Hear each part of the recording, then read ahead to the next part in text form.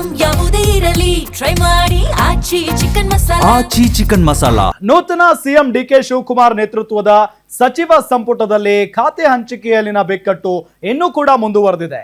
ಬೆಂಗಳೂರು ನಗರದ ಪ್ರಮುಖ ಆರ್ಥಿಕ ಮತ್ತು ಆಡಳಿತಾತ್ಮಕ ಶಕ್ತಿ ಕೇಂದ್ರಗಳಾಗಿರುವ ಬಿಡಿಎ, ಬಿಎಂಆರ್ಡಿಎ, ಬಿಎಂಆರ್ಸಿಎಲ್ ಬೇಕು ಅಂತ ಕೃಷ್ಣ ಬೈರೇಗೌಡರು ಪಟ್ಟು ಹಿಡಿದಿದ್ದಾರೆ. ಇಲ್ಲದೆ ಹೋದ್ರೆ ಬೆಂಗಳೂರು ನಗರಾಭಿವೃದ್ಧಿ ಇಲಾಖೆ ನನಗೆ ಬೇಡವೇ ಬೇಡ ಅಂತ ಹೈಕಮಾಂಡ್ ಕದ ತಟ್ಟಿದ್ದಾರೆ. ಬಿಡಿಎ ಮತ್ತು ಬಿಎಂಆರ್ಡಿಎ ಪ್ರಾಧಿಕಾರಗಳನ್ನ ತನ್ನ ಖಾತೆಯ ವ್ಯಾಪ್ತಿಗೆ ಸೇರಿಸಬೇಕು ಅಂತ ಅವರು ಈಗಾಗಲೇ ಸಿಎಂ ಡಿಕೆ ಶಿವಕುಮಾರ್ ಹಾಗೂ ರಾಜ್ಯ ಕಾಂಗ್ರೆಸ್ ಉಸ್ತುವಾರಿ ರಣದೀಪ್ ಸಿಂಗ್ ಸುರ್ಜೇವಾಲಾ ಅವರ ಗಮನಕ್ಕೆ ತಂದಿದ್ದಾರೆ. ಆದ್ರೂ ರಾಜ್ಯ ಮಟ್ಟದಲ್ಲಿ ತಮ್ಮ ಬೇಡಿಕೆಗೆ ಮನ್ನಣೆ ಸಿಗದ ಕಾರಣ ಬೇಸತ್ತ ಕೃಷ್ಣ ಬೈರೇಗೌಡ ಅವರು ಹೈಕಮಾಂಡ್ ಮಟ್ಟದಲ್ಲೇ ತಮ್ಮ ಬೇಡಿಕೆಯನ್ನ ಈಡೇರಿಸಿಕೊಳ್ಳಲು ನೇರವಾಗಿ ರಾಷ್ಟ್ರ ರಾಜಧಾನಿ ನವದೆಹಲಿಗೆ ತೆರಳಿ ಠಿಕಾಣಿ ಹೂಡಿದ್ದಾರೆ. ದೆಹಲಿಯಲ್ಲಿ ಬೀಡು ಬಿಟ್ಟಿರುವ ಅವರು ಹೈಕಮಾಂಡ್ ನಾಯಕರನ್ನ ಭೇಟಿ ಮಾಡಿ ತಮಗಾಗಿರುವ ಅನ್ಯಾಯ ಹಾಗೂ ಬಿಡಿಎ, ಬಿಎಂಆರ್ಡಿಎ ಪ್ರಾಧಿಕಾರಗಳ ಅಗತ್ಯತೆಗಳ ಕುರಿತು ಮನವರಿಕೆ ಮಾಡಿಕೊಡಲಿದ್ದಾರೆ.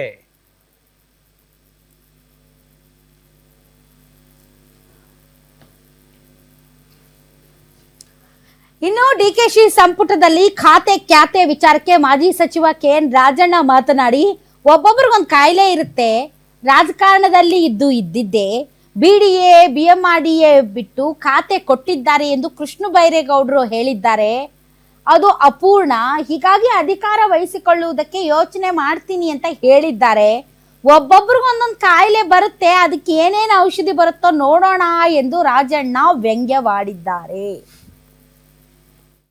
ಇಲ್ಲದೆ ಇದ್ದ ಮೇಲೆ ಅದು ಅಪೂರ್ವವಾದಂಥ ಖಾತೆ, ಅದ್ರ ಬಗ್ಗೆ ನಾನು ಚಾರ್ಜ್ ವಹಿಸ್ಕೊಳ್ತಕ್ಕಂಥದ್ದಕ್ಕೆ ಯೋಚನೆ ಮಾಡ್ತೀನಿ ಅಂತ ಹೇಳಿದ್ದಾರೆ. ನಾನು ಪತ್ರಿಕೆ ನಾನು ನೋಡಿದೆ ಇವತ್ತೆಲ್ಲ.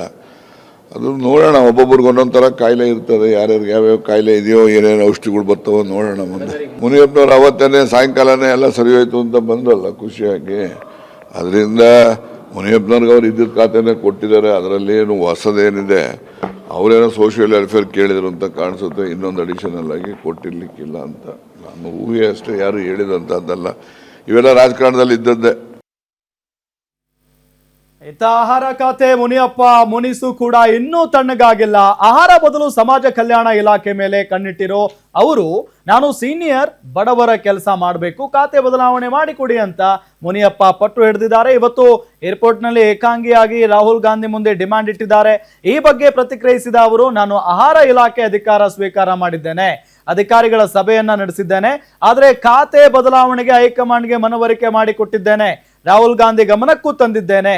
ನಾನು ಕಾಂಗ್ರೆಸ್ನ ಶಿಸ್ತಿನ ಸಿಪಾಯಿ, ನನ್ನ ಡಿಮ್ಯಾಂಡ್ ಬಗ್ಗೆ ಏನ್ ಮಾಡ್ತಾರೆ ಅನ್ನೋದು ಅವರ ಇಚ್ಛೆ ಅಂತ ಹೇಳಿದ್ದಾರೆ.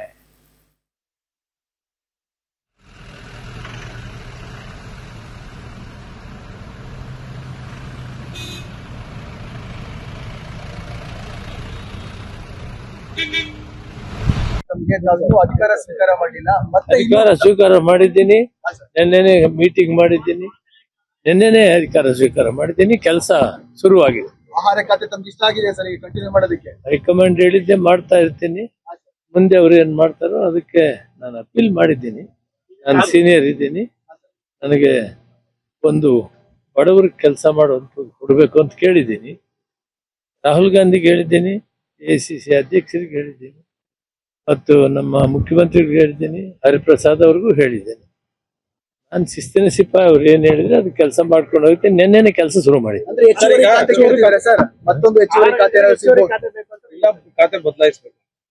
ಅದು ಏನ್ ತೀರ್ಮಾನ ತಗೊಳ್ತಾರೋ ಅವ್ರಿಗೆ ಬಿಟ್ಟಿದ್ದು, ನಾನು ಮುಂದೆ ಇಟ್ಟಿದ್ದೆ. ಸರ್, ಈಗ ಸಮಾಜ ಕಲ್ಯಾಣ ಖಾತೆ ಬಗ್ಗೆ ತಾವು ಹೆಚ್ಚು ಒಲವು ತೋರಿಸಿದ್ರಿ. ಯಾವ ಖಾತೆ ಕೊಟ್ಟರು ಕೆಲಸ ಮಾಡ್ತೀನಿ, ಅವರು ಹೈಕಮಾಂಡ್ ಬಿಟ್ಟಿದ್ದು. ನಿನ್ನೆ ಕೆಲಸ ಶುರು ಮಾಡಿದ್ದೀನಿ. Thank you. ರಾಹುಲ್ ಗಾಂಧಿ ಅವ್ರ ಜೊತೆ ಮತ್ತೊಮ್ಮೆ ಪ್ರಸ್ತಾಪ ಮಾಡ್ತೀರಾ? ಹೌದು, ಮತ್ತೊಮ್ಮೆ ಅವರು ರಾಹುಲ್ ಗಾಂಧಿ ಅವ್ರ ಜೊತೆ ಪ್ರಸ್ತಾಪ ಮಾಡ್ತಾರೆ. ಇಲ್ಲ ಅವ್ರೇನು ಈ ಒಬ್ಬ ಸುರೇಶ್ ಅವರು ತೀರ್ಕೊಂಡಿದ್ದಾರೆ, ಆ ಕಾರ್ಯಕ್ರಮಕ್ಕೆ ಬಂದಿದ್ದಾರೆ. ನಾವು ಅವರು ನಾಯಕರಿದ್ದಾರೆ, ಅವ್ರನ್ನ ಭೇಟಿಯಾಗಿ ಬಂದಿದ್ದೀವಿ ಅಷ್ಟೇ, ಇವತ್ತೇನು ಕೇಳೋದಿಲ್ಲ. Thank you. ಕರ್ನಾಟಕದ ನೂತನ ಸಿಎಂ ಆಗಿ ಅಧಿಕಾರ ವಹಿಸಿಕೊಂಡ ಬಳಿಕ ಡಿಕೆ ಶಿವಕುಮಾರ್ ನಾಳೆ ಮೊದಲ ಬಾರಿಗೆ ದೆಹಲಿಗೆ ಪ್ರಯಾಣ ಬೆಳೆಸಲಿದ್ದಾರೆ. ಸಚಿವರ ಖಾತೆ ಕಗ್ಗಂಟು ವಿಚಾರ ಸೇರಿದಂತೆ 2ನೇ ಹಂತದ ಸಂಪುಟ ವಿಸ್ತರಣೆ ಕುರಿತು ನಾಯಕರ ಜೊತೆ ಚರ್ಚೆ ನಡೆಸಲಿದ್ದಾರೆ. ಇದೇ ತಿಂಗಳೊಳಗೆ ಸಂಪುಟ ವಿಸ್ತರಣೆ ಕುರಿತು ಕೂಡ ಮಾತುಕತೆ ನಡೆಸುವ ಸಾಧ್ಯತೆ ಇದೆ. ಇದು ಮುಗಿತಾನೆ ಇಲ್ವಲ್ಲ ಮೇಡಮ್, ಒಬ್ರಾದ ನಂತರ ಒಬ್ರು. ಇದೊಂದು ಸಾಂಕ್ರಾಮಿಕ ರೋಗ. ಓಕೆ. ಈ ಸಾಂಕ್ರಾಮಿಕ ರೋಗ ಎಲ್ಲರಿಗೂ ಹಬ್ಬುವಂತಹ ಸಾಧ್ಯತೆ ಇದೆ. ಹ್ಮ್ ಇದು ಕೇವಲ 13 ಜನರದ್ದು ಇದು ಆಟ. ಹ್ಮ್ ಇನ್ನು 20 ಜನರದ್ದು ಬಾಕಿ ಉಳಿದಿದೆ. ಇದೆ. ಆ 20 ಜನರದ್ದು ಮೋಸ್ಟ್ಲಿ ಈ ತಿಂಗಳ 20ನೇ ತಾರೀಕು ಒಳಗಡೆ ಅಂತಿಮ ಮಾಡ್ತಾರಂತೆ. ಇದು ಕನ್ಫರ್ಮ್ ಮಾಹಿತಿ. ಓಕೆ. 20ನೇ ತಾರೀಕು ಒಳಗಡೆ ಒಂದ್ 2-3 ಬಿಟ್ಟು ಫುಲ್ ಕಂಪ್ಲೀಟ್ ಭರ್ತಿ ಮಾಡ್ಬಿಡ್ತಾರೆ ಅಂತ. ಈ ಸಾಂಕ್ರಾಮಿಕ ರೋಗ ಬೇರೆಯವ್ರಿಗೂ ಹಬ್ಬಬಾರ್ದು ಅನ್ನೋ ಕಾರಣಕ್ಕೆ, ಯಾಕೆಂದ್ರೆ ಇದು ಹಬ್ಬತ್ತು ಅಂತಂದ್ರೆ ದಿನ ಬೆಳಗಾದ್ರೆ ಖಾತೆನೇ ಸರಿ ಮಾಡ್ಕೊಂಡು ಕುತ್ಕೊಂತಾ ಹೋದರೆ ಮುಂದೆ ಏನ್ ಆಡಳಿತ ಮಾಡ್ತಾರೆ, ಒಂದು ರಾಜಕೀಯ ಅಸ್ಥಿರತೆ. ಹೌದು. ಈಗಲೇ ನಾಯಕತ್ವ ಕಚ್ಚಾಟದಿಂದ ಆಡಳಿತ ಸುಗಮವಾಗಿ ಸಾಕ್ತಾ ಇಲ್ಲ, ಒಂದು ರಾಜಕೀಯ ಅಸ್ಥಿರತೆ ಇದೆ ಅಂತ ಇಷ್ಟು ದಿನ ಮಾತಾಡ್ತಾ ಇದ್ರು. ಆ ರಾಜಕೀಯ ಅಸ್ಥಿರತೆಯನ್ನ ಹೋಗಲಾಡಿಸಿ ಮುಖ್ಯಮಂತ್ರಿಗಳ ಬದಲಾವಣೆ ಮಾಡಿದ ಮೇಲೂ ಕೂಡ ಈಗ ಸಂಪುಟ ರಚನೆ ಮತ್ತು ಖಾತೆ ಹಂಚಿಕೆ ವಿಚಾರದಲ್ಲಿ ದಿನಕ್ಕೊಬ್ರು ಎದ್ದು ನಿಂತು ನನಗಿಷ್ಟ ಇಲ್ಲ, ನನಗೆ ಅದು ಬೇಕಾಗಿತ್ತು, ಇದು ಬೇಕಾಗಿತ್ತು ಅನ್ನೋ ರೀತಿಯಲ್ಲಿ ಇವತ್ತು ಆಡ್ತಾ ಇರೋದ್ ನೋಡಿದ್ರೆ ಮತ್ತೆ ಇದು ರಾಜಕೀಯ ಅಸ್ಥಿರತೆ ಅನ್ನುವಂತಹ ಟರ್ನ್ ತೆಗೆದುಕೊಳ್ಳುವ ಎಲ್ಲ ಸಾಧ್ಯತೆ ಇದೆ. ಆ ತರ ಆಗದೆ ಇರೋ ರೀತಿಯಲ್ಲಿ ಹೈಕಮಾಂಡ್ ಈಗ ಎಚ್ಚರಿಕೆಯನ್ನ ವಹಿಸಬೇಕು. ಸಿದ್ದರಾಮಯ್ಯನವ್ರು ಇದ್ದಾಗ ಅದು ಆಗಿರ್ಲಿಲ್ಲ. ಸಿದ್ದರಾಮಯ್ಯನವ್ರು ಇದ್ದಾಗ ಮೋಸ್ಟ್ಲಿ ಸಿದ್ದರಾಮಯ್ಯನವರು ಒಂದಿಷ್ಟು ಒಂದು 70-30 ರೇಷಿಯೋ ಪ್ರಕಾರ ಒಂದ್ 30% ಹೈಕಮಾಂಡ್ ನ ಹಸ್ತಕ್ಷೇಪ, ಉಳಿದಿದ್ 70% ಸಿದ್ದರಾಮಯ್ಯನವರೇ ಹ್ಯಾಂಡಲ್ ಮಾಡ್ತಿದ್ರು ಅಂತ ಅನ್ಸುತ್ತೆ. ಹಿಂಗಾಗಿ ಹೈಕಮಾಂಡ್ ಅಷ್ಟೊಂದು ಹಸ್ತಕ್ಷೇಪ ಕಾಣ್ತಾ ಇರ್ಲಿಲ್ಲ. ಹಾಗ್ ನೋಡಿದ್ರೆ ಸಿದ್ದರಾಮಯ್ಯನವರು ಆಡಳಿತ ನಡೆಸಿದಂತಹ ಅನುಭವ ಇದೆ, ಒಳ್ಳೆಯ ಉತ್ತಮ ಅಡ್ಮಿನಿಸ್ಟ್ರೇಟರ್ ಕೂಡ. ಹೀಗಾಗಿ ಹೈಕಮಾಂಡ್ಗೆ ಅಷ್ಟೊಂದು ಭಾಗವಹಿಸುವಿಕೆ ಇರ್ಲಿಲ್ಲ. ಆದ್ರೆ DK ಶಿವಕುಮಾರ್ ಅವರು ಸಂಘಟನಾತ್ಮಕವಾಗಿ ಕೆಲಸ ಮಾಡಿದ ಅನುಭವ ಇದೆ, ಆದ್ರೆ ಆಡಳಿತ ನಡೆಸಿ ಅನುಭವ ಇಲ್ಲ. This is the first time. ಹೀಗಾಗಿ ಅವರ ಕಾರ್ಯವೈಖರಿಯ ಬಗ್ಗೆ ತುಂಬಾ ಮಾನಿಟರ್ ಮಾಡ್ತಾ ಇದೆ.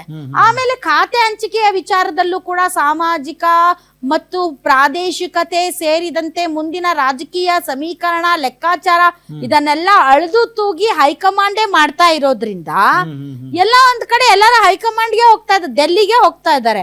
ಡೆಲ್ಲಿಗೆ ಹೋದ್ರೆ ಏನು ಅವಾಗ ಬಂದಿದ್ದಾರೆ, ಬರ್ರಪ್ಪ ಬನ್ನಿ ಕೃಷ್ಣ ಬೈರೇಗೌಡ್ರೆ ಕುತ್ಕೊಳ್ಳಿ ಅಂತ ಏನ್ ರಾಹುಲ್ ಗಾಂಧಿ 3 ಹೊತ್ತು ಫ್ರೀ ಇರ್ತಾರೆ ಎಲ್ಲ ಕರೆಕ್ಟ್ ಆಗಿ ನಿಭಾಯಿಸಿ ವಾಪಸ್ ಕಳ್ಸಕ್ಕೆ? ಇಲ್ಲ. ಇಲ್ಲಿಂದ ಹೋಗಕ್ ಒಂದಿನ ಬೇಕು, ಬರಾಕ್ ಒಂದಿನ ಬೇಕು, ಅಲ್ಲೇ ಅವ್ರ ಅಪಾಯಿಂಟ್ಮೆಂಟ್ ಸಿಗಬೇಕು, ಅವರೆಲ್ಲ ಕುತ್ಕೊಂಡು ಅಷ್ಟೂ ಜನ ಚರ್ಚೆ ಮಾಡ್ಬೇಕು. ಚರ್ಚೆ ಮಾಡಿ ಒಂದು ಗಜಪ್ರಸವ ಎಂಬಂತೆ ಒಂದೊಂದು ಖಾತೆನೂ ನೀವು ಡಿಸೈಡ್ ಮಾಡೋಷ್ಟ್ರಲ್ಲಿ 2 ವರ್ಷ ಮುಗದೆ ಹೋಗುತ್ತೆ. ಹೌದು. ಸೊ ಹೀಗಾಗಿ ಹೈಕಮಾಂಡ್ ನೀವು DK ಶಿವಕುಮಾರ್ ಅವ್ರ ಕೈಯಲ್ಲಿ ಏನು ಕೊಟ್ಟಿಲ್ಲ, ನೀವೇ ಡಿಸೈಡ್ ಮಾಡ್ತಿದ್ದೀರಿ. ಆದಷ್ಟು ಬೇಗ ಡಿಸೈಡ್ ಮಾಡಿ, ಇಲ್ದಿದ್ರೆ ಬಾಯಿ ಮುಚ್ಕೊಂಡು ಕುತ್ಕೊಳ್ಳಕ್ ಹೇಳಿ. ಇದೊಂದು ಸಾಂಕ್ರಾಮಿಕ ರೋಗದಂತೆ ಎಲ್ಲರಿಗೂ ಹಬ್ಬಿದ್ರೆ ರಾಜಕೀಯ ಅಸ್ಥಿರತೆ ಅನ್ನೋದು ಕ್ವೈಟ್ ಕಾಮನ್. ಇನ್ನು ವಿಪಕ್ಷಗಳಿಗೆ ಒಂದು ದೊಡ್ಡ ಅಸ್ತ್ರವನ್ನೇ ನೀವೇ ಕೊಟ್ಟಂತಾಗುತ್ತೆ. DK ಶಿವಕುಮಾರ್ ಈಗ ಒಂದು ಹೊಸ ಸ್ಪೀಡ್ ಅಲ್ಲಿ ಹೋಗ್ತಾ ಇದ್ದಾರೆ. ನಾನು ಏನೇನೋ ಮಾಡ್ಬಿಡ್ತೀನಿ ಅನ್ನೋಂಥದ್ದು ಅವರ ನಡೆನುಡಿಗಳಲ್ಲಿ ಕಾಣ್ತಾ ಇದೆ. ಆದ್ರೆ ಅವರ ಆ ಒಂದು ಸ್ಪೀಡ್ಗೆ ಇವತ್ತು ಕೃಷ್ಣ ಬೈರೇಗೌಡರು, ಈಗ DK ಶಿವಕುಮಾರ್ ಅವರು BDA ಇಲ್ಲ, BMRCL ಇಲ್ಲ, BRDA ಇಲ್ಲ, ಇನ್ ಕೊಟ್ಟೇನ್ ಮಾಡ್ತೀರಿ ಚಂದಕ್ಕೆ ಕೃಷ್ಣ ಬೈರೇಗೌಡರಿಗೆ? ನಾಳೆ ಬೆಂಗಳೂರು ಅಭಿವೃದ್ಧಿಯ ಬಗ್ಗೆ ಒಂದ್ ಮೀಟಿಂಗ್ ಮಾಡ್ತಾರಪ್ಪ, ಅದ್ರಲ್ಲಿ BDA ಅಧಿಕಾರಿಗಳೇ ಬರಲ್ಲ ಅಂತ ಇಟ್ಕೊಳ್ಳಿ, ಹೆಂಗ್ ಸಮನ್ವಯ ಆಗುತ್ತೆ? ಇದು ಎಂತ ಒಂದು ಹೊಸ ಇದು ಕೊಟ್ರೆ ಕಂಪ್ಲೀಟ್ ಕೊಡ್ರಿ, ಇಲ್ಲಾಂದ್ರೆ ಕೊಡ್ಬೇಡ್ರಿ.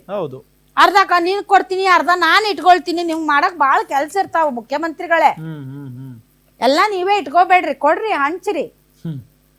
ನಿಜ ಹೌದಲ್ಲ?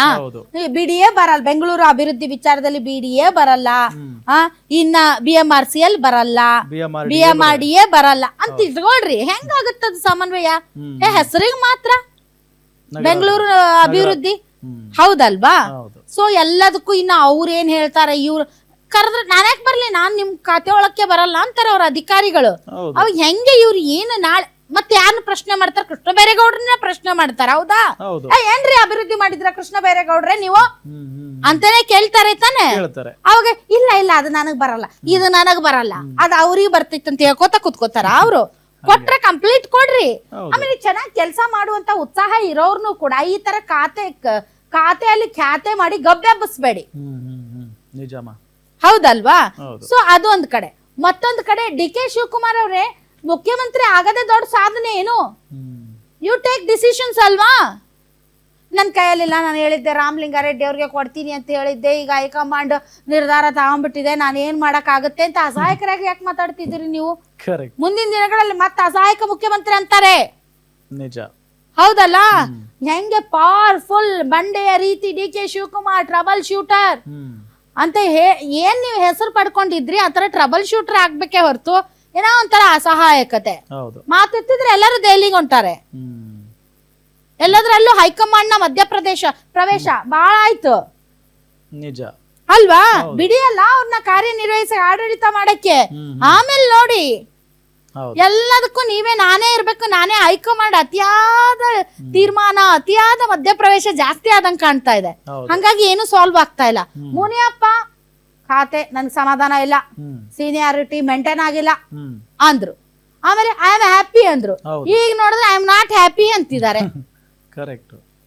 ಸೊ ಈ ಡೈರೆಕ್ಟ್ ಈ ಹೈಕಮಾಂಡ್ ನಿಂದ ನೇರ ಮಾತಾಡೋದಿದೆಯಲ್ಲ, ಇದು ಒಂದ್ ಸ್ವಲ್ಪ ಕಡಿಮೆ ಮಾಡ್ಬೇಕು. ಬಿಡಿ, ಮುಖ್ಯಮಂತ್ರಿಗಳಿಗೆ ಪವರ್ ಕೊಡಿ. ಸಿದ್ದರಾಮಯ್ಯನವ್ರು ಹೆಂಗ್ ಪವರ್ಫುಲ್ ಆಗಿ ನಡ್ಸ್ಕೊಂಡ್ರು ಹಂಗೆ ಅವ್ರಿಗೂ ಪವರ್ ಕೊಡಿ. ಮಧ್ಯಪ್ರವೇಶ ಕಡಿಮೆ ಮಾಡಿ, ಮಾನಿಟರ್ ಮಾಡಿ, ಬೇಡ ಅಂದಿಲ್ಲ. ಬಟ್ ಅವ್ರು ಹೇಳಿದ್ರಲ್ಲ, ಒಬ್ಬೊಬ್ರಿಗೆ ಒಂದೊಂದು ರೋಗ ಇರುತ್ತೆ ಅಂತ. ರಾಜಣ್ಣ ಅವರು ಇತ್ತೀಚೆಗೆ ಯಾಕೋ ಕರೆಕ್ಟ್ ಆಗಿ ಮಾತಾಡ್ತಾ ಇದಾರೆ. ರಾಜಣ್ಣ ಅವರು ಒಬ್ಬೊಬ್ರಿಗೆ ಒಂದೊಂದು ಕಾಯಿಲೆ ಇರುತ್ತೆ, ಆ ಕಾಯಿಲೆಗೆಲ್ಲ ಏನ್ ಮದ್ದರಿತಾರೆ ಇವ್ರು ನೋಡ್ಬೇಕು ಅಂತ. Correct. So D K Shivakumar ಅವರು ಕೂಡ ನಾಳೆ ಹೋಗ್ತಿದ್ದಾರೆ. 2 ದಿನ ಅಲ್ಲೇ ಇರ್ತಾರಂತೆ. ಇವರೆಲ್ಲ ಹೋಗಿದಾರಲ್ಲಪ್ಪ, ಇವ್ರನ್ನೆಲ್ಲ ಮಾತಾಡ್ಸಿ ಸಂಭಾಳಿಸಿ ಕರ್ಕ ಬರ್ಬೇಕಲ್ಲ. ದಯವಿಟ್ಟು ಬೇಗ ಮಾಡಿ. ಮಳೆ ಬರ್ತಾ ಇದೆ, ಮುಂಗಾರು ಪ್ರವೇಶ ಆಗಿದೆ ರಾಜ್ಯಕ್ಕೆ. ಅಲ್ಲಲ್ಲಿ ಅನಾಹುತಗಳು ಮತ್ತೆ ಜಾಸ್ತಿ ಆಗ್ತಾ ಹೋಗುತ್ತೆ. ಎಸ್ಪೆಷಲಿ ಯಾರ್ಯಾರು ಖಾತೆಗಳ ಹಂಚಿಕೆ ಮತ್ತು ಜಿಲ್ಲಾ ಉಸ್ತುವಾರಿ ಸಚಿವರುಗಳು ವೆರಿ ಇಂಪಾರ್ಟೆಂಟ್. ಎಲ್ಲರೂ ಅವರು ಫೀಲ್ಡ್ಗೆ ಹೋಗ್ಬೇಕು, ನೋಡ್ಕೋಬೇಕಾಗುತ್ತೆ. ಆದಷ್ಟು ಬೇಗ ಈ ನಾಟಕ ಮುಗಿಸಿ ಎಲ್ಲರನ್ನು ಸನ್ನದ್ಧ ಮಾಡಿ ಡಿ ಕೆ ಶಿವಕುಮಾರ್ ಅವರೇ ಕಳಿಸ್ಕೊಡಿ. ಅವ್ರವ್ರ ಜಿಲ್ಲೆಗಳಿಗೆ ಕಳಿಸ್ಕೊಟ್ಟು ಕೆಲಸ ಮಾಡಕ್ ಹೇಳ್ರಿ. ನಮ್ಮ ಉತ್ತರ ಕನ್ನಡ ಜಿಲ್ಲೆಯಲ್ಲಿ ರೆಡ್ ಅಲರ್ಟ್ ಘೋಷಣೆ ಮಾಡಿದ್ದಾರೆ. ನಮ್ಮ ಉತ್ತರ ಕನ್ನಡ ಜಿಲ್ಲೆಗೆ ಒಂದ್ ಸಚಿವ ಸ್ಥಾನನೂ ಇಲ್ಲ. ಇನ್ ಜಿಲ್ಲಾ ಉಸ್ತುವಾರಿ ಸಚಿವರು ಬರೋಷ್ಟರಲ್ಲಿ ಎಲ್ಲ ಹೋಗುತ್ತೆ. 100%. ಹೌದಲ್ಲ? ಸೊ ಆ ಒಂದು ಕಾರಣಕ್ಕೋಸ್ಕರ ದಯವಿಟ್ಟು ಜಲ್ದಿ ಮಾಡಿ ಮುಗಿಸ್ರಿ. ನೀವೇನು ಹನಿಮೂನ್ ಪೀರಿಯಡ್ ಅಲ್ಲಿ ಇದೀರೇನ್ರಿ? ಏನೋ ಈಗ ಫ್ರೆಶ್ ಆಗಿ 2023 ಎಲೆಕ್ಷನ್ ಚುನಾವಣೆ ಗೆದ್ದುಬಿಟ್ಟು ಖಾತೆ ಹಂಚಿಕೆ ಮಾಡ್ತಾ ಇದೀವಿ, ಒಂದ್ ಸ್ವಲ್ಪ ಇದಾಗುತ್ತೆ ಅಂತ. ಅವಾಗ ಯಡಿಯೂರಪ್ಪನವರು ಮುಖ್ಯಮಂತ್ರಿ ಆದಾಗ ಇದೇ ರೀತಿ ಖಾತೆ ಹಂಚಿಕೆಗೆ ಡಿಲೇ ಮಾಡಿದ್ರು. ಸಿಂಗಲ್ ಆಗಿ ಅವ್ರು ನಿಭಾಯಿಸಿದ್ರು ಯಡಿಯೂರಪ್ಪ. ಆ ವಿಚಾರದಲ್ಲಿ ನಾವು ತುಂಬಾ ಅಪ್ರಿಶಿಯೇಟ್ ಮಾಡ್ತೀವಿ ಅವ್ರನ್ನ. ಒಬ್ಬರೇ ಇಡೀ ರಾಜ್ಯ ಸುತ್ತಿ ಪ್ರವಾಹ ಪರಿಸ್ಥಿತಿಯಲ್ಲಿ ತುಂಬಾ ಚೆನ್ನಾಗಿ ನಿಭಾಯಿಸಿದ್ರು. ಅದೇ ಟೈಮಲ್ಲಿ ಮೋದಿ ಅವ್ರು ಬಂದಿದ್ರು, ಅವಾಗ ಅವ್ರಿಗೂ ಕೈ ಮುಗಿದ್ರು, ಸಾರ್ ಅನುದಾನಗಳನ್ನ ಕೊಡಿ ನಮ್ ರಾಜ್ಯದ ಜನತೆಗೆ ಅಂತ ನೇರವಾಗಿ ವೇದಿಕೆಯಲ್ಲಿ. ಅಷ್ಟ್ರ ಮಟ್ಟಿಗೆ ನಾವು ಯಡಿಯೂರಪ್ಪನವರನ್ನ ತುಂಬಾ ಅಪ್ರಿಶಿಯೇಟ್ ಮಾಡ್ಬೇಕು. ಆದ್ರೆ ಈಗ ಅದು ಹನಿಮೂನ್ ಪೀರಿಯಡ್ ಅಲ್ಲ, ಇದು ಈಗ ಅರ್ಧ ಮುಗಿದೋಯ್ತು. ಇನ್ನೇನ್ ಎಲೆಕ್ಷನ್ ಬರೋದಕ್ಕೆ ಪ್ರಾರಂಭ ಆಗಿದೆ ಪ್ರಿಪರೇಷನ್ಗೆ. ಅಂತದ್ರಲ್ಲಿ ಇನ್ನೂ ನಿಮ್ದು ಖಾತೆದೇ ಮುಗುದಿಲ್ಲ ಅಂತಂದ್ರೆ ಜನರು ಮತ್ತೆ ರೊಚ್ಚಿಗೆ ಹೇಳ್ತಾರೆ. Be careful.